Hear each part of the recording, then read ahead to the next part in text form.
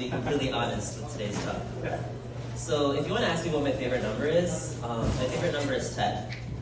According to mysticalnumbers.com, 10 stands for the completion of a cycle. 10 is the very first number that needs a separate card, and 10 is how far apart me and my dear sister are in age. So if you guys don't know, I'm still in high school. I just turned 18 last week, so I'm sorry if that makes some of you guys feel old. Growing up, if you're always asked, oh, do you have any siblings? And I would always say, yeah, and my sister's 10 years older than me. And people would be amazed that that's even possible. So having a sibling that's that much older than you is kind of like a double-edged sword. There are a lot of pretty lame moments for me as a child. For example, when we would get into arguments as kids, my sister would spit lie after lie to our amma in Malayalam, and there was nothing I could do about it but just sit there and hear her make me sound like an idiot.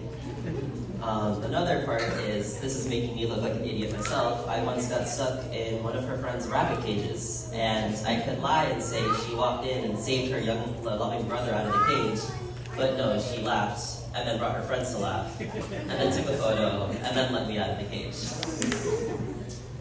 Now, the worst part of having that old of a sibling is the fact that a pretty huge part of my life was left my house when I was only 8 years old. Even if I never let you know that, Tanya, I really did miss you when you went to college. And hearing all my friends at school talk about their siblings made me miss you even more. And that's why, even if you didn't really want us there all the time, I cherished every time we went to Ann Arbor to visit you, because that was the only times I got to see you. Like I said, having a 10-year-old older sibling is kind of like a double-edged sword. So she did kind of act like a second, more fun mom. No offense, actual mom. And every time I get into an argument with my parents and throw out the, let's call Tanya and see what she thinks about this, mom and dad, without fail, will say, no, absolutely not, because they know Tanya could convince them to do anything she wanted.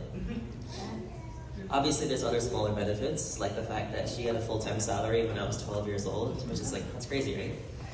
And I have to admit that I do think I am pretty spoiled by her, especially since she's paying for my car and other things.